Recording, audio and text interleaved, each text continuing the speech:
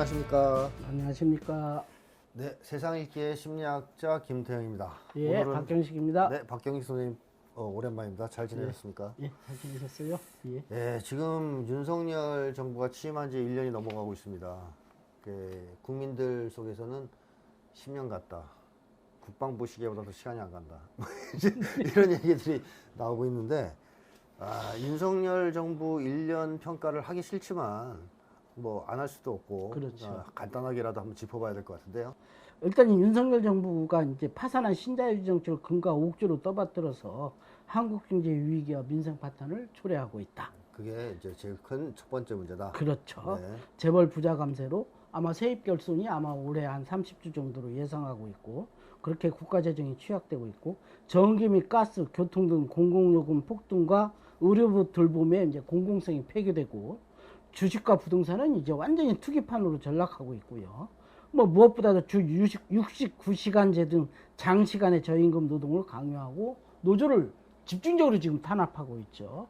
그 다음에 양국관리법 거부권 행사로 식량주권 포기와 농업 말살 정책이 일상화되고 있고, 뭐 그 다음에 이제 제일 또 중요한 문제가 미국 일본에게는 아부와 굴종으로 일관하며 반민족적 국정으로 한반도 위기가 심화되고 있죠. 그 다음에 패권 유지를 위한 미국의 신냉전 전략에 돌격대를 자처해서 전쟁 위협이 극대화되고 있고, 주변국인 러시아, 중국을 적재시해서 국가와 국민에게 위험을 초래하고 있는 이 상황이죠. 무엇보다도 한국 정치사 최초의 검찰 독재 권력이라고 그래서 검찰은 모든 국가기관을 장악하고 무소불위의 권력을 휘두르며 특권 세력화하고 있습니다. 특히 검찰 지하의 경찰, 국정원, 감사원 등을 친위대로 만들어서 노조와 언론, 야당과 시민단체에 대해서 무자비하게 이제 공격을 자행하고 있죠. 검찰 독재 권력이라고 표현하셨지 않습니까? 예. 구체적으로 어디에서 그 증거를 찾을 수 있을까요? 일단 우리가 이제 흔히들 말할 때 검찰, 경찰, 국정원 이런 것들을 이제 뭐 어떤 권력기관, 중추적 권력기관이라고 하는데, 이 검찰 출신의 권력기관은 이제 장악을 다 하고 있죠. 이 현황을 좀 간단하게 보게 되면, 일단 윤석열 정부에서는 검사나 검찰 수사관 등 현직 검찰 공무원이 136명이 배치되어 있어요. 전현직 검사는 117명, 전현직 검찰 공무원은 19명. 이렇게 해서 지금 다 배치되어 있는데, 그 역할들 보게 되면 선출직과 임명직 24명, 법무부 외 국가기관 파견 57명, 법무부 파견이 55명. 이건 이제 3월 19일 날 한겨레 21일 자료입니다. 그래서 사실 검찰공화국이란 말을 이제 실감을 하게 되는데, 원래 그 중대범죄에 대한 직접 수사권이나 기소권 등 막강한 권한을 가진 검찰이 소속 검사들이나 검찰 공무원들이 법무부 요직을 장악하고 파견이나 사주 이런 경우에는 사실은 권력기관 간 견제와 균형을 아주 근본부터 그렇죠. 무너뜨리는 거거든요.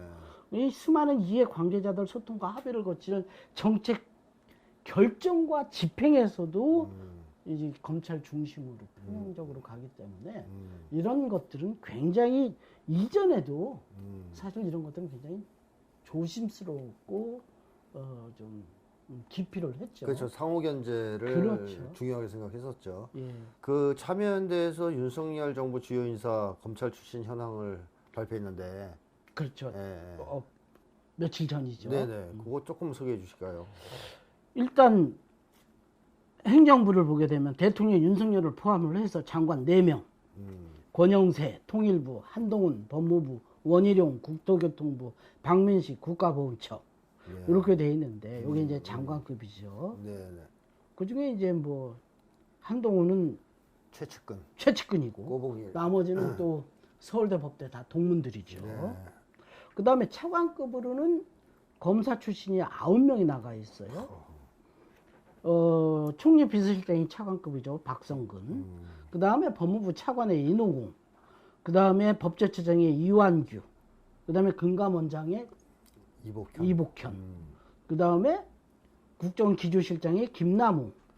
그 다음에 국민권익위 부위원장. 그래서 지금 권익위원장 전현희 씨를 완전히 패싱시키고 있죠. 네. 정승윤. 이어서. 그렇죠. 그 다음에 국가인권위원회 상임위원회 김용원.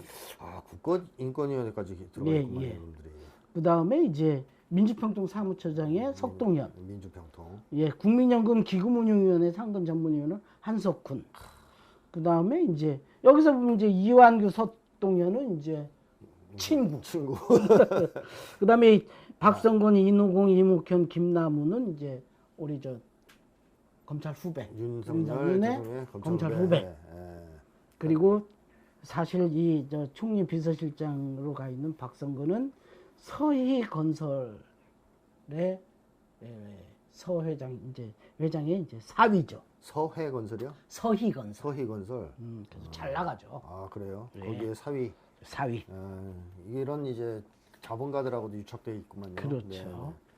그 다음에 이제 대통령실에 뭐 비서관급은 칠명 잘 아시다시피 인사비서관의 이현모, 공직기강 비서관의 이시원, 법률비서관의 주진우, 그 다음에 국제법무비서관의 이영상.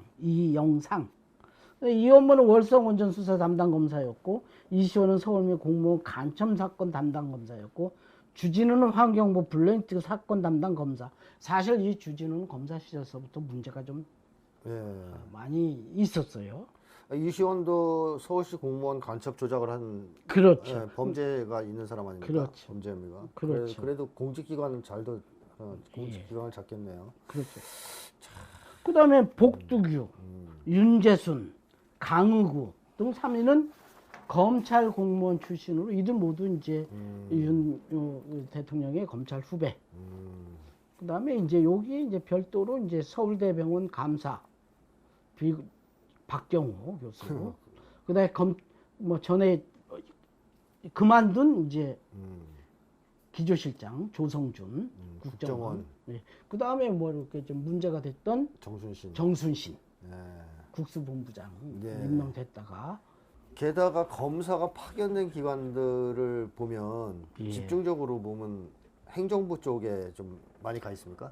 원래 파견들이 좀 일부 있는데요.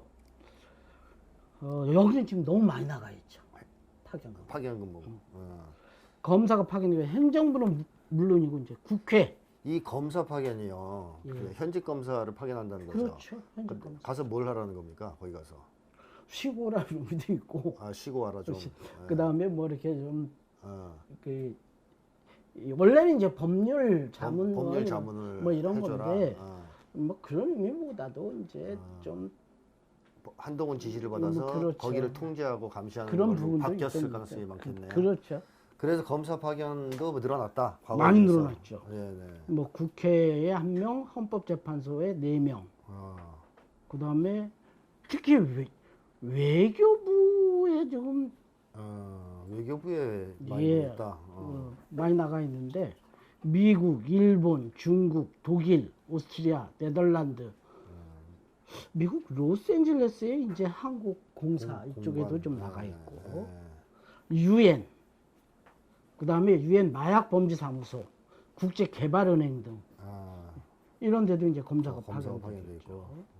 이거는 진짜 어떤 면에서는 놀러 보내는 것도 있겠네요. 그렇죠. 꿀보직이라고. 친구들한테 가서 놀다 와라. 거기 그렇죠. 감시도 좀 하고. 국가 세금으로 꿀보직이라고 하죠. 그렇군요. 그 다음에 외교부 다음으로 이제 금융. 금융 쪽. 특히 우리 여기 금융위원회 금융정보분석원. 이게 이제 소위 말하면 FIU. 이번에 그 김남국 네네네. 턴 의원. 요게 이제 비트코인 턴. 그렇죠. 요게 이제 그 FI에 이제 여기에 올라가면 요게 이제 여기로 해서 넘어가게 되죠. 그러니까 이런 걸 장악하면 그렇죠. 김남국 의원 같던 건을 터트리기가 좋겠네요. 그렇죠. 용이하겠네. 다 쥐고 있으니까. 금융정보분석원에는 나가서 이게 다 우리가 흔히 말할 때 현금 거래, 이상 거래에 쓰게 되면 이제 여기 바로 올라가게 되죠. 그럼 여기서 이제 민주당 쪽에 문제 있는 사람들 다 장악하고 있겠다. 그렇죠. 그렇죠. 그래서 이제 소위 말하면 금융수사의 길목을 검사가 장악하고 있는 거죠. 예. 딱 그래서 정치적으로 이용하고 그거를. 그렇죠. 예. 아, 그래서 그래야죠. 그래서 이쪽으로 많이 보냈구만요. 공정거래위에도 있고.